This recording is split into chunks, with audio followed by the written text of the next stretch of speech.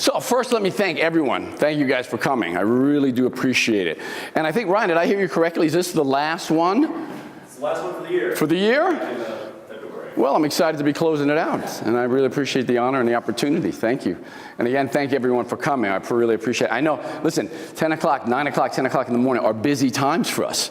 Although Friday might be a little less busy, it is for me, otherwise I wouldn't have this opportunity to be able to do this.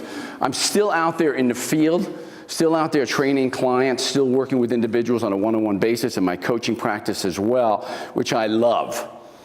I tried for a while removing myself from being in the field, and it just didn't work for me. I found I was spending way too much time behind my desk, in front of my computer, and disconnecting from the people, number one, that I love, number two, that I serve, and number two, that I'm part of, which is the fitness community more than anything else. Certainly in the last few years or so, I've been sort of immersing myself more in the entrepreneurial community, in the personal development community. A few years ago, it was interesting because I started in the fitness industry, in the fitness community, years and years and years ago. When I was about 8 years old, I started studying Chinese Kung Fu, martial arts. And I did that till I was about 16.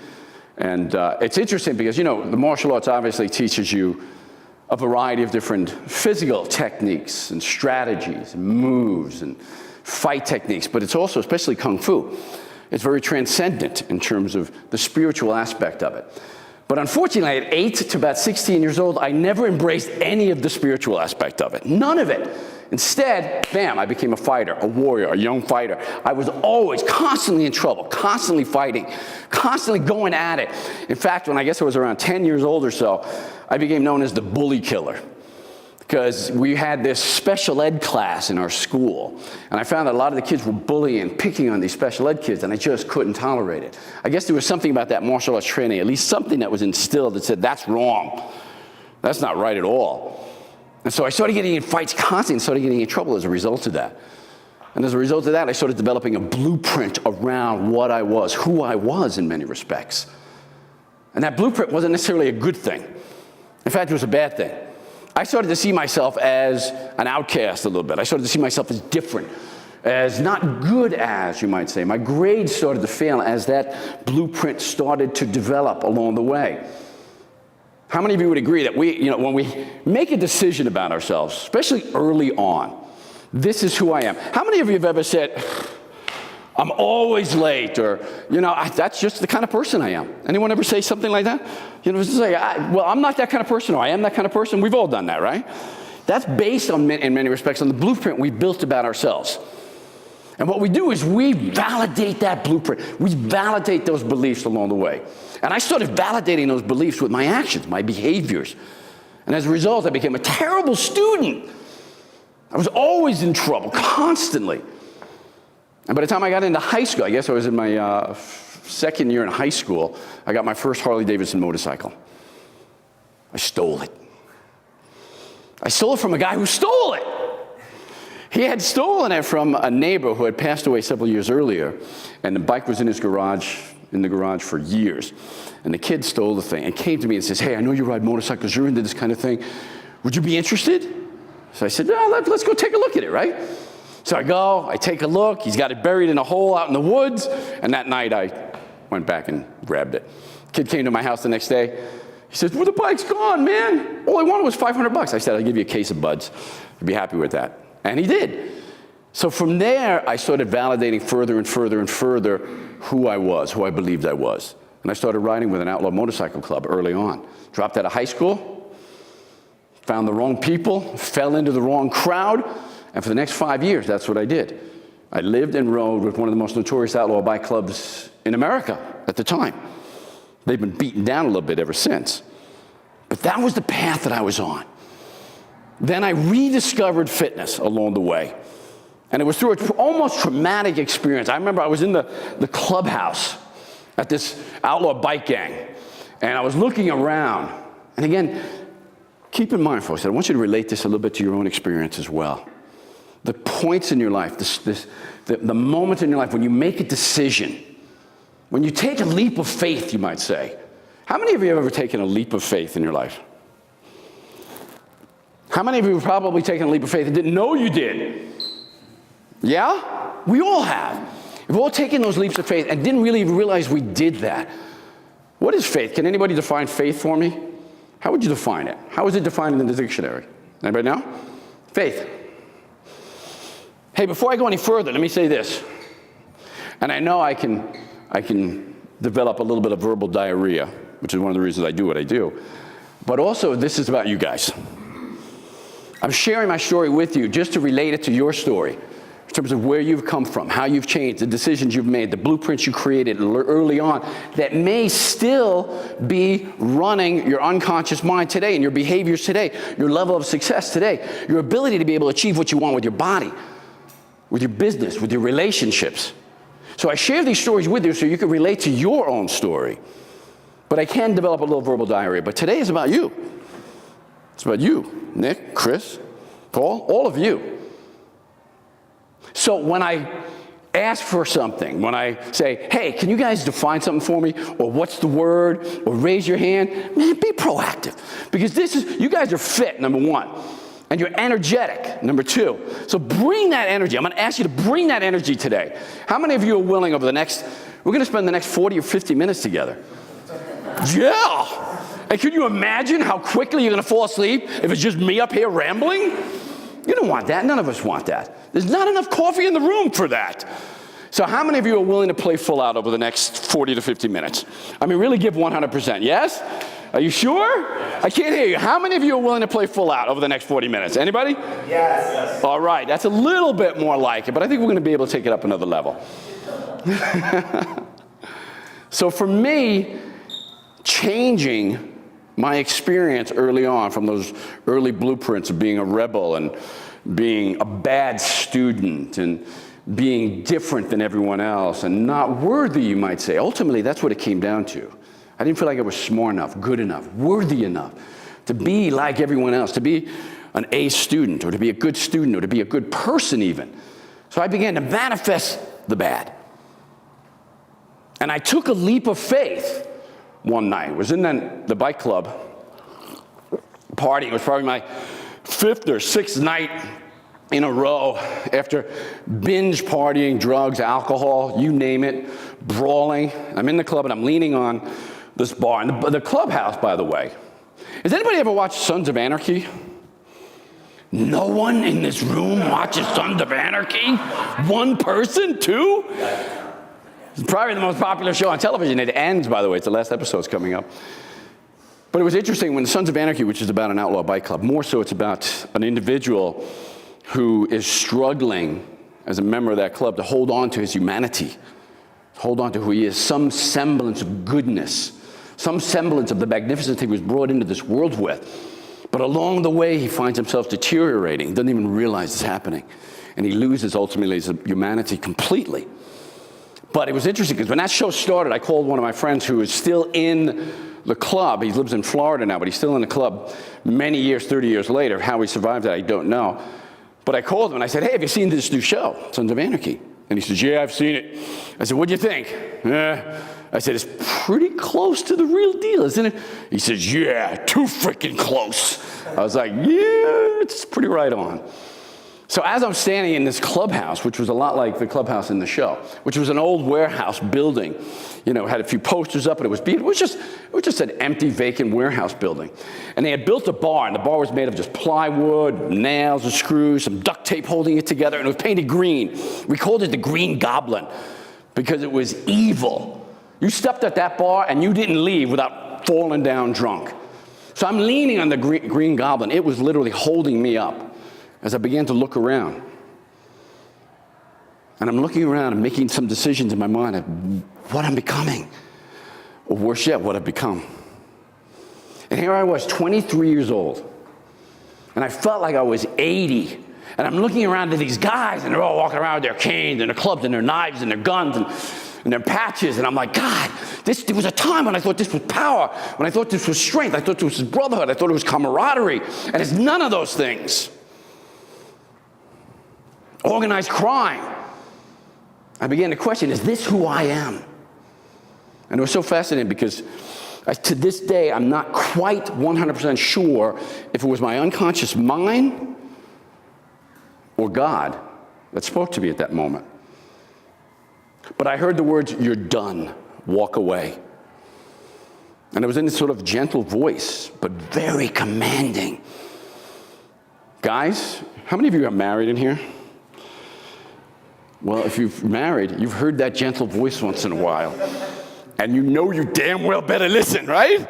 It's like, okay, I got it, honey, I got it. Well, it was that kind of voice.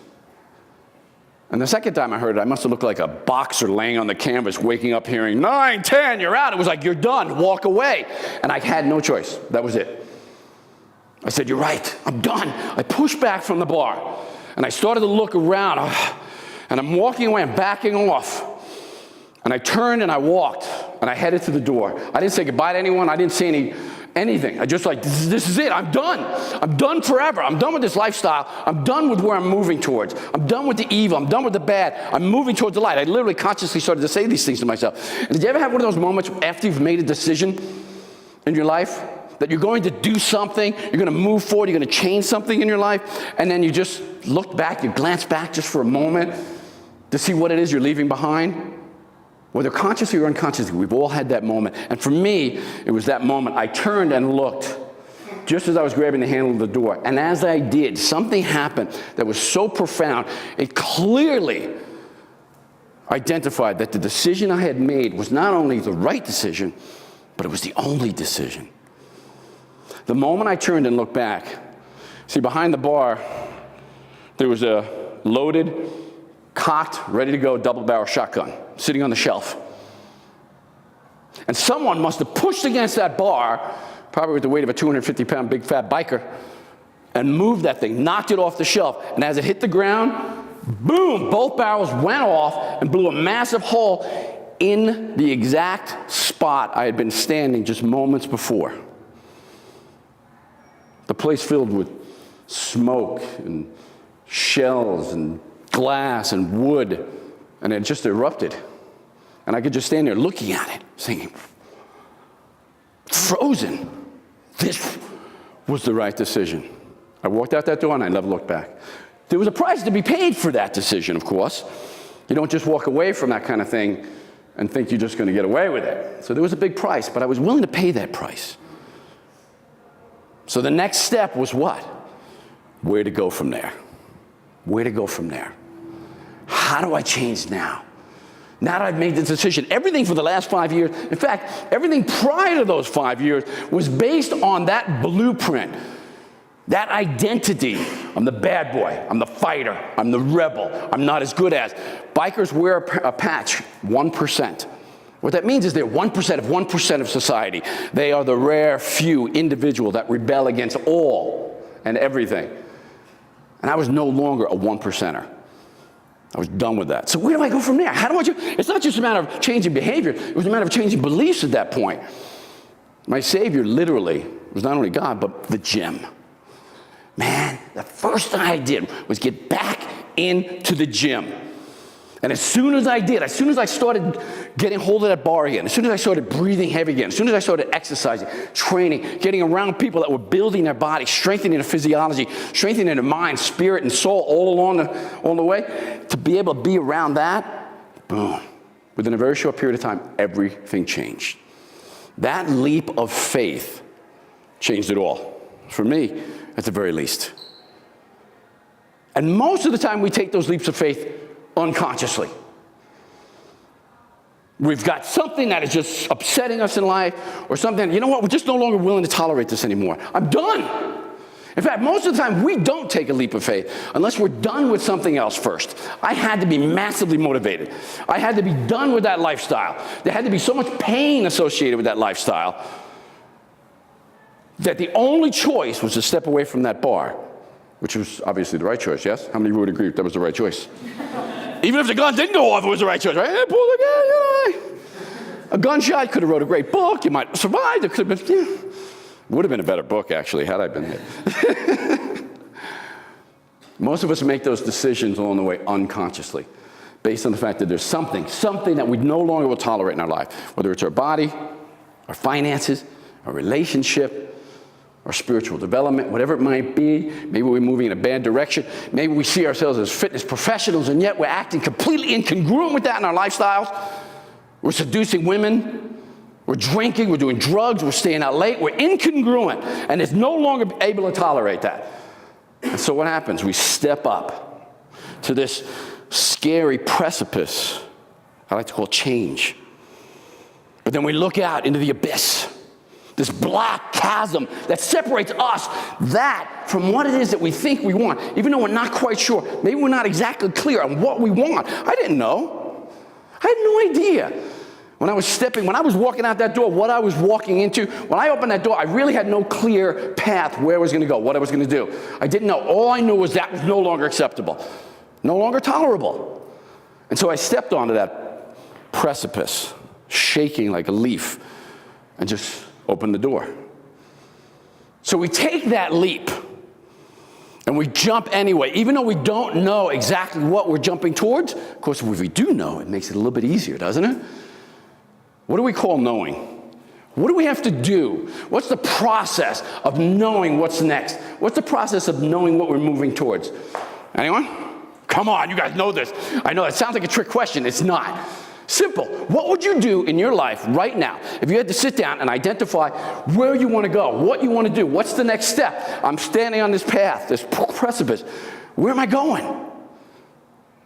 What would you do? Visualize. You could visualize, certainly. You could break out a journal. Goals. That's it. It's goals. You set goals. You identify outcomes. You define objectives. And then you take that leap. But there's also a process to taking the leap itself. Having those goals, having those objectives clearly identified makes it easier to take that leap.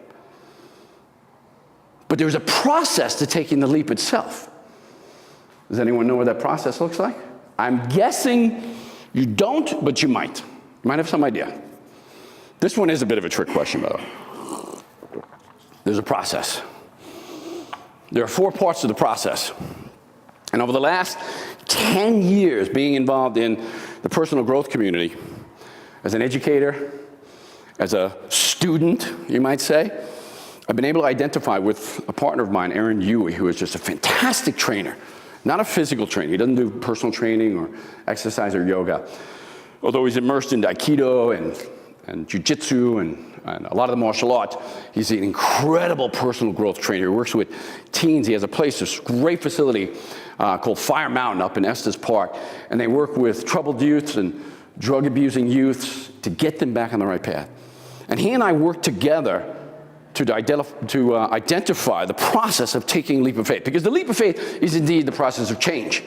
So what do people do when they change? When they really say, that's it, no more, I'm going to move away from that, and I'll move towards something else, something better. There is a 4-step process. Would you like to know what it is? Yes. You sure? Because we could just have coffee and talk about doing abs and some squats and stuff like that. I've done that for a lot of years. Would you prefer? So would you like to know what that? So let me ask you this.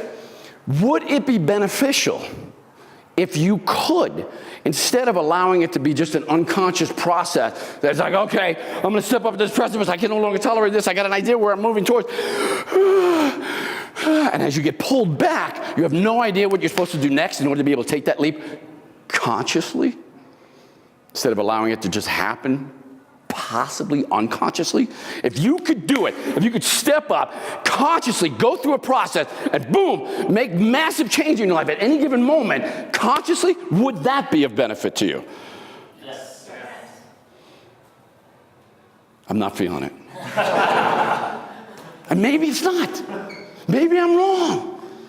But if it would be a benefit to you, then you need to feel it. I need to feel it. Would that process be benefit to you? And if you're a trainer, would it be a benefit to you to know so you could help your clients, other people who are struggling, who are challenged, who are stuck? How many people know somebody who's stuck in their life, man? We all do. Stuck. They can't get out of it. Whatever it is, their situation, and you're hearing it from them constantly until it's nauseating, yes?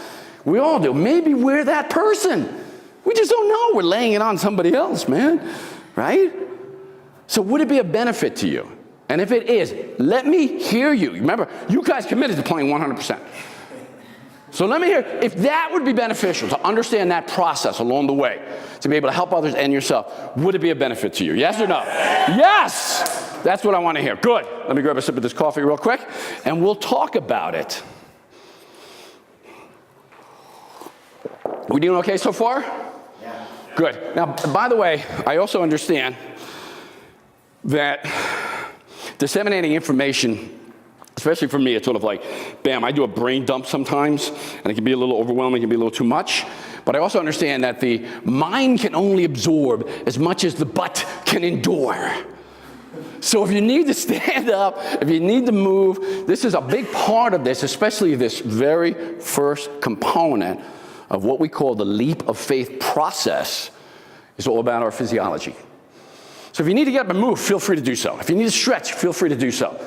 In fact, in a little bit, we'll just take a minute break just to move around, get the body moving a little bit. So there's 4 parts to this process. The first is called body rapport.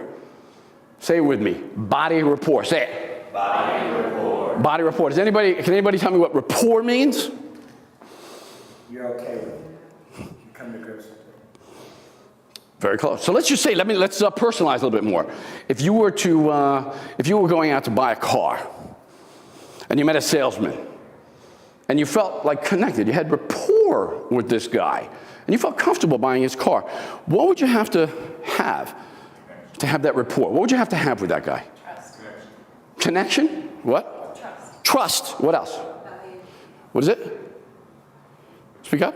Value. No? Value? You have to feel some value for this person. Comfort. Right? Some comfort, absolutely. So we get synapses that, but that's exactly right. So let's call it to know, like, and trust. If you have rapport with someone, you feel like you kind of know this person, right? You kind of trust this person. You might even like this person. Let's face it, if you don't know, like, and trust somebody, I don't care how much you like the car. Unless you're getting a killer deal, you're not buying a car from that bastard. He's not doing it. So rapport is to know, like, and trust. So then what we can now transpose that into our body. Body rapport is to know, like, and trust your body. That's the first step in the leap of faith process. That's the first step in taking that leap. And it goes deeper, and I'm going to talk about that a little bit. And you guys may have a lot to share in this area too, because a lot of experts are in this room in terms of physiology right now, which is great. And you may have some feedback, and you may have some things to contribute as well. So let's talk about this rapport aspect of it. Let's talk about the physiology, how it fits into that leap of faith process. I'm standing on that precipice right now. I can no longer tolerate what's in my life right now. I've got to change it. I don't know for sure because I haven't thought about it enough in terms of what I'm moving towards. And it's this chasm of mixed emotions all in front of me, and I'm a little afraid to jump. What's one of the first things I need to do to connect with my body right now? Move. I can move. That's certainly you got to move. You may do this. You may okay, so what are we doing? We want to get psyched up. Has anyone ever done a ropes course? Ever been on like one of those trapeze, a high-rise trapeze bar or a ropes course? Or done, a zip line? Anybody?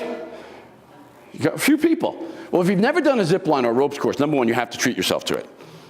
You have to. It's one of the most powerful metaphors, physical metaphors for breaking past fears, doubts, uncertainties, for discovering what's going on in your own inner mind in terms of your self-talk.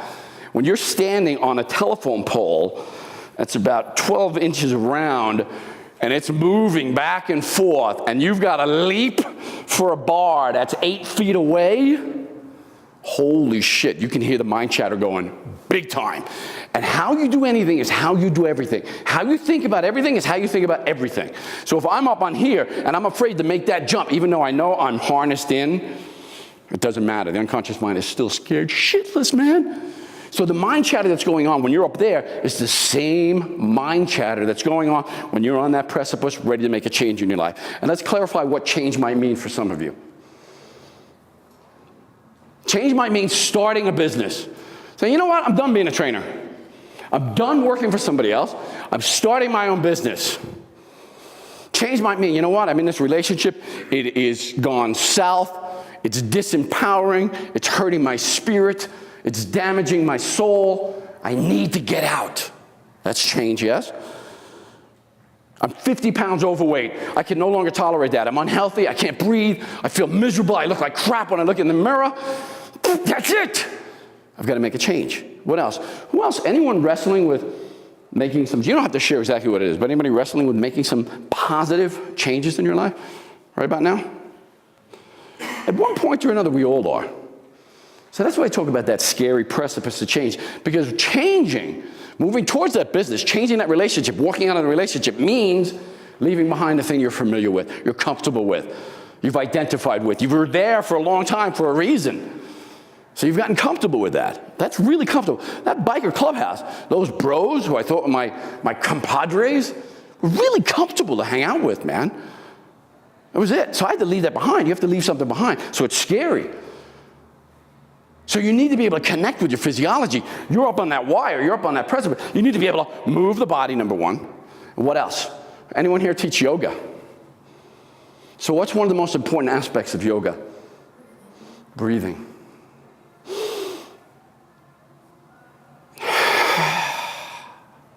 Taking that good, long, deep breath is a way of doing what? Connecting with your body, yes? It's the way we connect with our body.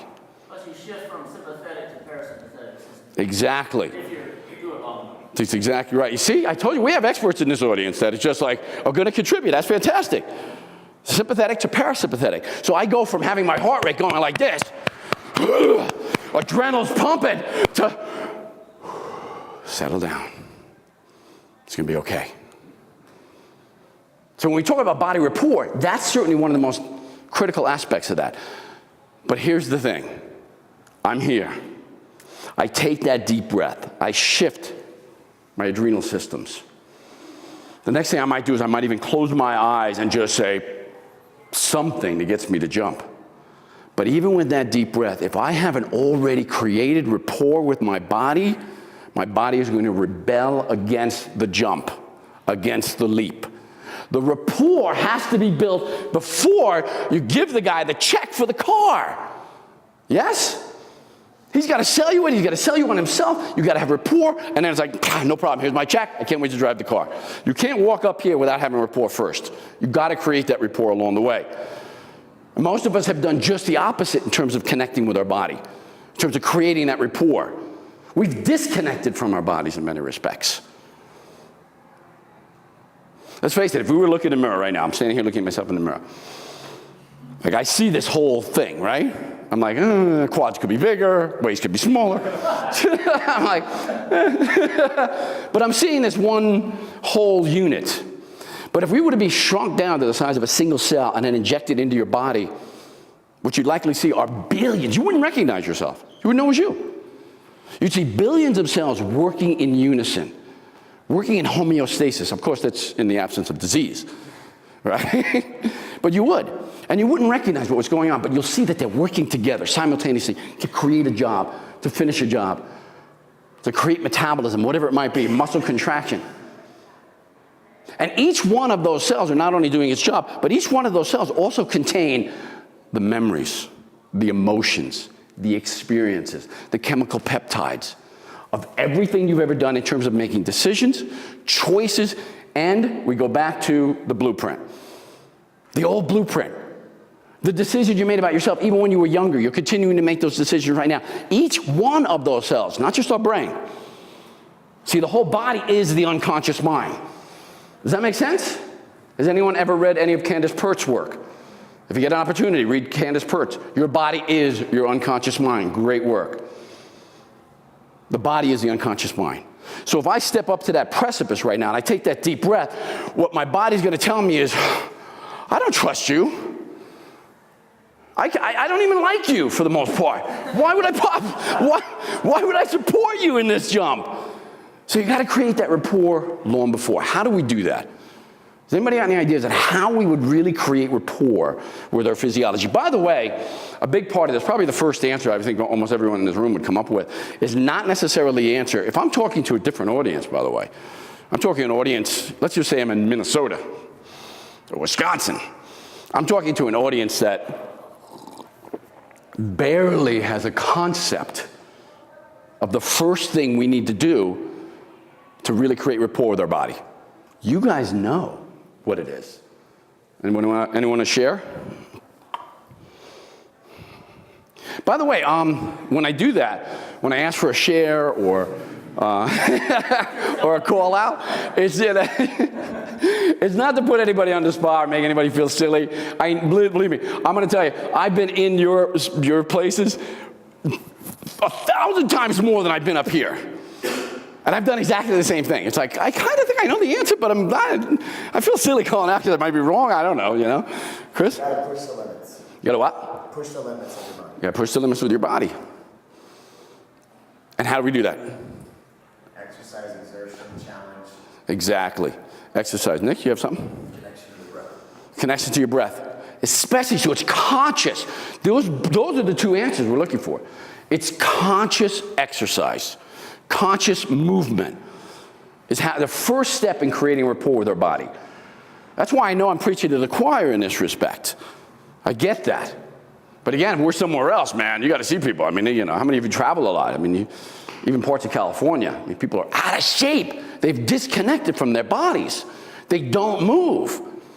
So when we talk about conscious exercise, that means like yoga, like what I do with strength training. Not everybody does the way I do with strength training because of my background as a bodybuilder. By the way, once I got back into the gym after leaving that biker lifestyle, it was 5 years, almost to the day that I won the National Bodybuilding Championship. Changed everything in my life, everything. Within a year, I had my own television show, which ran for 16 years on Fox Sports Net.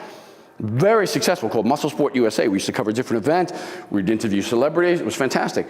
Opened 2 massive, huge, 25,000 square foot athletic clubs in New York and Long Island. So can things change when you make that decision to step up onto that precipice and jump, even though you don't know what you're jumping towards? Can they change? Oh, hell yeah. Big time. You got to have the courage to do it. And you do that by following that leap of faith process. The first step is body rapport. Connecting with your body, creating rapport through exercise, conscious breathing, being aware of what you're doing. Not just going through the movements.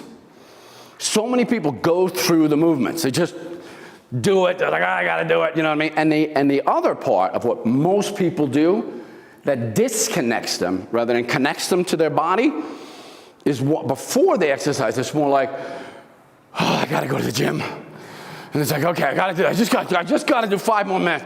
I just got to do 3 more reps. You know what I mean? It's like this chore. And what we're doing is we're telling our body, we're programming each one of those cells that this is not really natural. This is not what I should be doing. This is not what I want to do. So we're associating or anchoring. What's the word? Anchoring. What's the word? Anchoring. Repeat after me. Anchoring. Anchoring. Anchoring is the word. You know what anchoring means when I refer to that? An anchor, like on a boat or a ship, is something that keeps it from moving. It's connected. There's a chain connecting this huge metal thing at the bottom of the ocean, holding it where it's supposed to be, keeping it steady even in rough waters, right? So what we're doing when we do that, when we say, I don't want to do this, or I got to do this, whatever it is that may have some negative aspect to it, while we're exercising, becomes an anchor, an emotional anchor. We're connecting negative emotions to movement, to breathing. And this disconnects our rapport from our body. And then when we get up to that precipice, we wonder why our body isn't supporting us. We wonder why it's trembling and shaking. I had that experience one time at the top of a leap. They call it the leap of faith, where you are standing on that tiny little top of that telephone pole. Number one, getting up there. I was like, this will be easy. No problem, I'm in good shape, I can do this, you know? I start climbing up. Then all of a sudden you realize, holy shit. And your heart starts elevating, not just from the movement, but it's like you're getting higher and higher and higher. And then you get to this last foot, and it's so difficult. I don't know how people that aren't in good shape do it, because that last foot is just like, you've got your foot up on this like metal anchor, this little foot piece, right? And and now there's nowhere else to go except to get this foot up here. And it's like you're holding on, it's just like, oh, you gotta try and get that foot and then lift yourself up. It's crazy. So by the time I got to this thing, right, I was just like, oh, okay, I stated my declaration, I am, and I'm moving towards, whatever it is, right? And I'm like, okay. I close my eyes, I take a deep breath, and I jump. Except I didn't jump. I just dropped. It was just like, I just went literally like, I went, and landed. I'm now somehow, I open my eyes, and I'm sitting on the freaking telephone pole somehow. I'm like, I don't even know how it happened. It was and everyone down there, my team is like laughing their asses off. They're like, oh my God. So like, now I got to get back up and try this again. But it was a great illustration to me that our body can rebel against us at that very moment when we need it the most. We need it to support us, man. We need to jump now. And even though consciously I'm like, all right, let's do this. Unconsciously, I didn't trust myself to make that leap. And I thought I'd get hurt or I'd make a fool of myself. And it's usually fear that stops us unless we've got that rapport. How else can you create rapport with your body? Exercise, breath, certainly one of the key elements. Nutrition. Critical. Chris, could you repeat that? Nutrition. Sleep. Man, you see, there's a part of our unconscious mind. The unconscious mind, we understand, most of you understand, have an idea how the unconscious mind works. I talked about it a moment ago in terms of the unconscious mind isn't just up here. It isn't just part of our brain that stores programs and blueprints.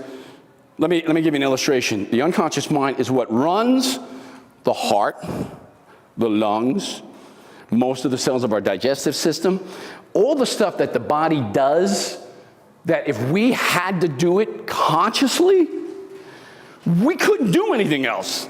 We'd probably be able to support ourselves for 10 minutes if we had incredible discipline. Then it would all shut down.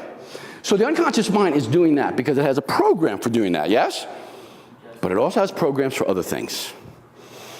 You don't have to consciously think about how to do a relationship, how to do money, how to do your body. How is this done? How is that done? How do I do this? How do you walk across the street? How do you walk, period? Your unconscious mind has a blueprint for that. And if you think it doesn't have a blueprint for how to do relationships, how to do your physiology, how to manage your money, you're wrong. It does. And the key is to identify what it's doing, how it's blueprinted, what kind of default mode you might be following, so that you can empower yourself by changing that. But it's not easy to change because it's on an unconscious level. So we have to become aware that there are programs in our unconscious mind. One of those programs that we were born with, it's innate, we didn't create it, is honoring our physiology. It's taking care of that physiology. It knows from the moment you were born what you brought into this world, the cells, the healthiness of your body, your lungs, the ability to grow and expand, to repair, to replace cells every now and again. It knows how to do that. But it also knows health. And when you're dishonoring it by eating crappy junk, sorry, when I said crappy food, I didn't. When you're eating too much pizza or junk food or alcohol or taking drugs, you are dishonoring that program that was innate within you. You're shutting it down. And what do you do at that point? Here's our rapport. What happens to the rapport? Does it go up or does it go down? It goes down. We disconnect. We're telling our body, in essence, you're not good enough. I know what's good for you. I know what's healthy because you've told me. Your body will tell you. Let's say, how many of us have overeaten a bunch of crap and it felt like, oh God, I feel like crap. I got no energy. I've bloated. That's your body telling you, hey, you know what? That wasn't really good for me. And on the other side of that coin, we've all eaten stuff that really healthy, feel good, and create energy. And your body says, oh man, I feel great. Let's go. Let's go for a hike. Let's get a workout in. Let's do this, right? We know. The body tells us. So what we're doing in essence is saying, you've told me what you need. You told me what you want, but you're not really good enough. So I'm just going to eat this crap anyway. I don't care. I don't really care. See, once in a while, it forgives you. But if it's done on a chronic basis, it doesn't forgive so easy. And you've disconnected rapport. You've disconnected that trust. Does that make sense? Yeah. So there's more going on well below the surface than just putting on a little bit of fat by eating some junk food and eating some crap and indulging in drugs or alcohol, whatever it might be. That your body's recognizing that, and it's not going to support you. Don't be surprised when you step up and you take that deep breath. All right, I've created body rapport. I'm ready to go. That you wind up on your ass on the telephone pole. I'm damn lucky the telephone pole didn't wind up in my ass. Excuse the expression. Thank God it was too big. Although I've been known to be a pretty big ass at times. So we've got to be able to honor our physiology. That's another way to do it. We have a little bit of a formula for creating body rapport. One is to recognize. What's the word, please? Recognize. Recognize. That means to recognize when your body is speaking to you. Create communication with it. Start a conversation. Hey, Tom, how you doing? Well, you know what? I'm doing fantastic. Really? Hey, listen, I was thinking about doing this today. Yeah, really, I can support you in that. Create a conversation with your body. I know that was a little bit campy. But create a conversation with your body and learn to recognize what it's saying to you. Learn to recognize how it's communicating with you. Your body does communicate with you every single day. Would you agree with that? Yes. Good. And it communicates with you in a very unique way. I mean, let's face it. We have gut feelings about things, right? I felt, my gut was telling me not to trust this guy. My gut was telling me to move forward on this thing. My gut was telling me whatever it was. My heart, freaking, you can watch a movie in your heart, you feel it in your heart. Those are those cells I talked about that are your unconscious mind. And they're communicating with you every single moment of every single day, but we shut them out. We shut them out with loud radio, loud music. We shut them out with distraction. We shut them out with food. We shut them out with whatever we need to. In fact, there are times when we literally say, shut up, to our mind when it's trying to communicate something with us. We would rather at times prefer to say in a stuck state, angry, pissed off, whatever it might be. Your mind is trying to help you get out of that, but we shut it down. We don't listen to it. And therefore, we cut off rapport. So the first step in this process is to, number one, recognize that your body is speaking to you. Does that make sense? Yes. Thank you. The second part of the process is to interpret. What's the word, please? Interpret. And I'm surprised I was able to pronounce that, being from New York. That's a tough one. Interpret. To interpret, so to recognize and interpret. What is your body trying to tell you? What is it trying to say? And the only way to be able to do that, the only way to begin to interpret that is to really begin to listen and then take some action. It's telling me it doesn't like dairy. It's not good for me. It's telling me it doesn't like wheat. It's not good for me. It's telling me that's too heavy a weight, man. Shoulder's been chronically hurting me for the last 3 weeks. It's too heavy. You know what? The yoga may not be good for me. It's telling you, it's talking to you, but you've got to be able to interpret it. You can't necessarily say, you're wrong.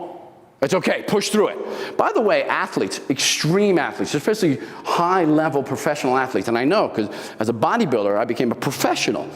And I started making a living as a bodybuilder, as esoteric and kind of weird as that is. There is a living to be made from that.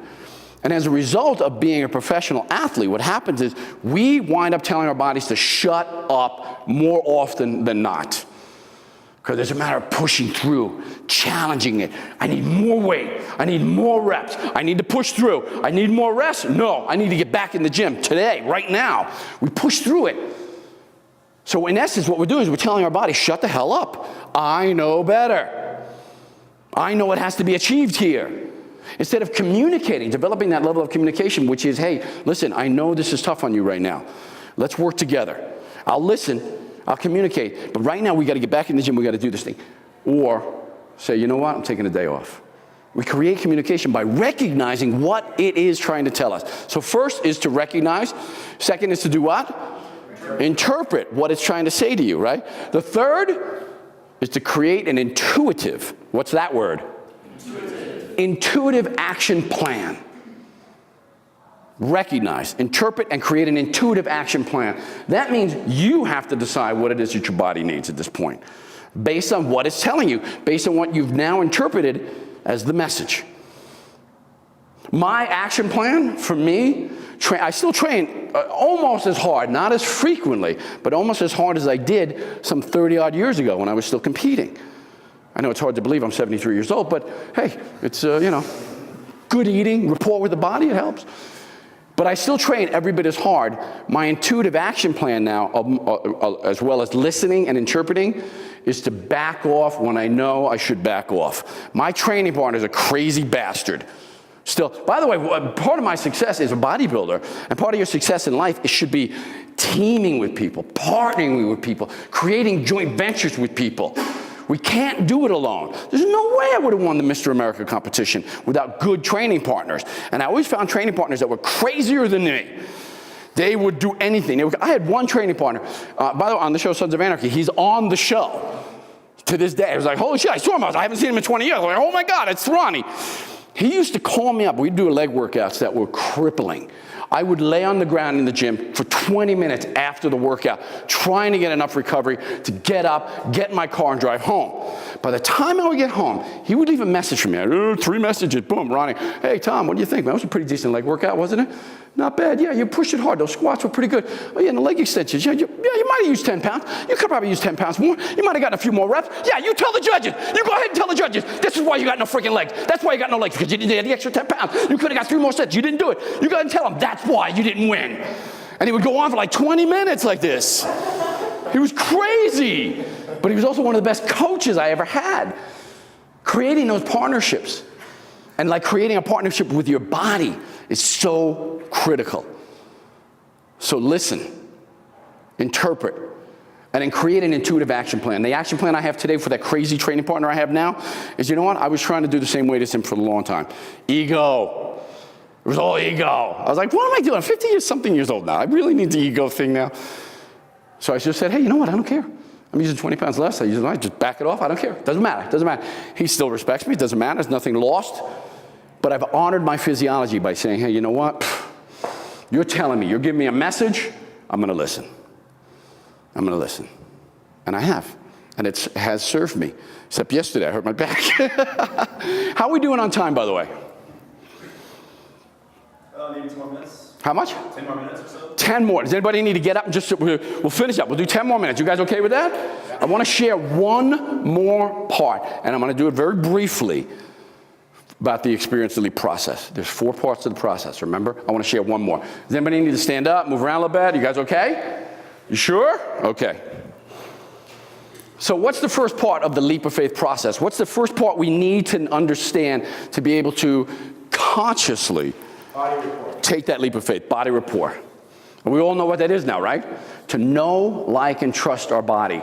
We know we have to eat properly. We know we have to exercise, we have to move, we have to breathe, we have to create that connection, and we have to be able to listen, interpret, and create an intuitive action plan. Make sense? Yes.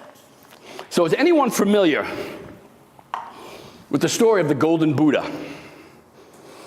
Ooh. The Golden Buddha was the most magnificent Buddha statue ever created. And it was about 300 some odd years ago that the Burmese army was about to invade and occupy Thailand, which at the time was called Siam. And the Siam monks, the Buddhist monks, were in possession of this incredible Buddha. The Buddha was 10 feet tall, 8 feet wide, weighed an estimated 2.5 tons, and was made of solid gold. And these Siamese monks knew that if the Burmese army got a hold of this, and they would do anything they could, because of the monetary value of this golden Buddha, they would do whatever they needed to get a hold of that Buddha. They knew they had to protect it. They knew they couldn't hide it. What else could they do? So they decided to camouflage it. So they began the process, the arduous process of covering the Buddha in 12 inches of mud and clay and re-sculpting it to look like a Buddha, but to look like a relatively worthless Buddha to the ignorant invading army.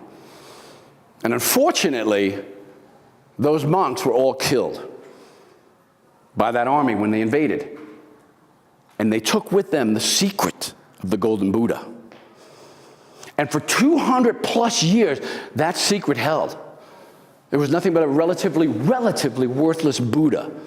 Of course, it had some intrinsic value, but no one knew its real true value.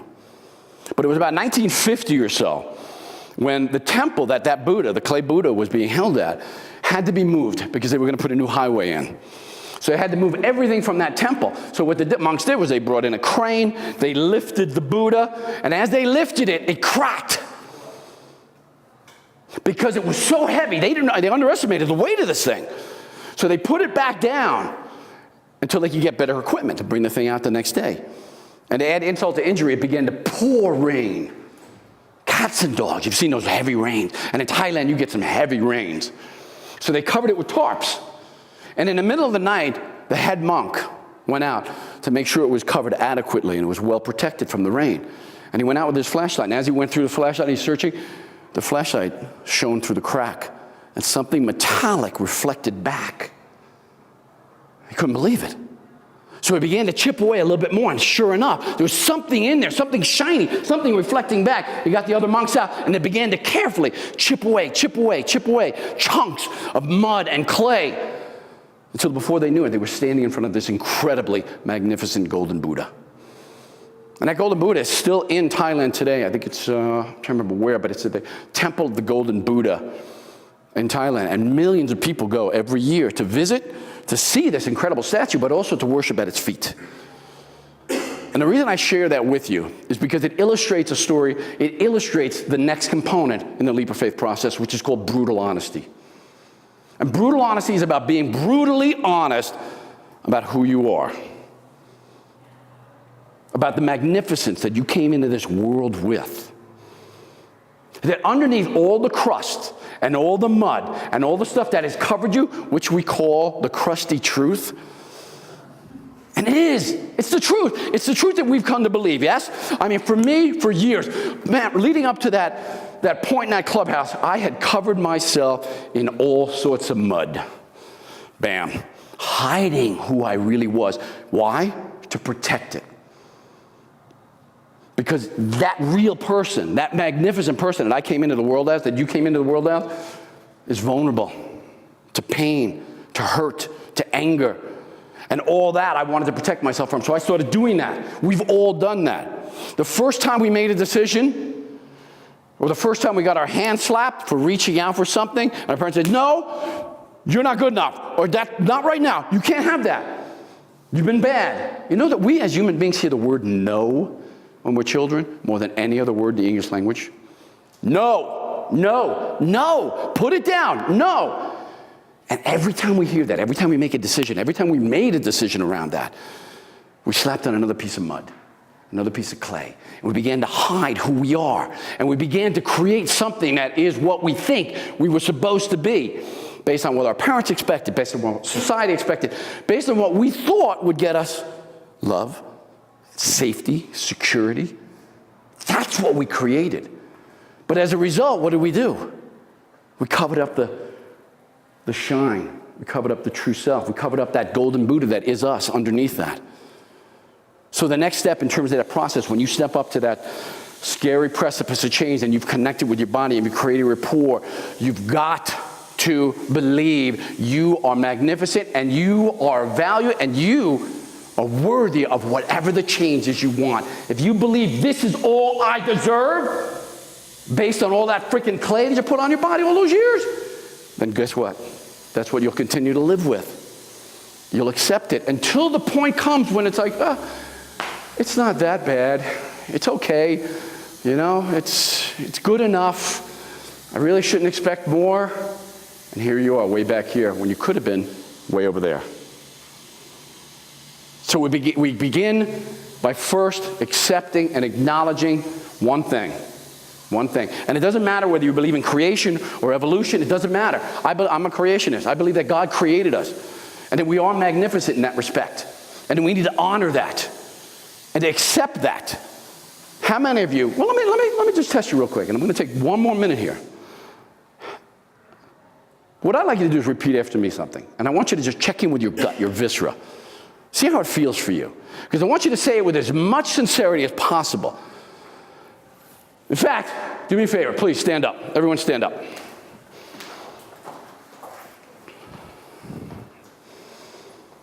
Good. Make sure you got enough room to put your arms out like this. Good. Now here's what I want to do. And again, I want you to check in with your viscera. I want you to see how this feels for you. This may or may not be an eye-opener, but check in. I want you to repeat after me, and I want you to really mean it. I am magnificent. I am magnificent. Again, I am magnificent. Now check in. Do you believe that? Do you really believe it? Or can you not be magnificent because you're the same species as a Hitler, the same species as evil? Or are you truly magnificent? Because you've got to believe it if you're going to take those massive leaps of faith in your life. And you're going to help others do the same thing. Begin to nurture that belief in yourself. Begin to chisel away, chip away at the mud. Identify some of the old things, the old beliefs, the old things that you say to yourself. Is like, anytime you hear yourself say, no, not me, I can't do that, or that's too hard, or oh, I better not. Guess what? That's the mud. Start chipping it away. And then look in the mirror at how magnificent you really are. Then you'll be able to step forward and begin the process of taking that leap of faith in your life. Sound good? Yes. There's more. But we'll share that with you another time. Or you can go to my website at MaxMindset.com, learn a little bit more about the leap of faith process, the 7 Rules of Achievement, my best-selling book, and lots of the other tools, personal growth development strategies that I have to share with you. And I would be honored if you would all connect with me on Facebook at TomTerwilliger. I guess that's about it. I'm out of time. Thank you, guys. Love you all. Thank you.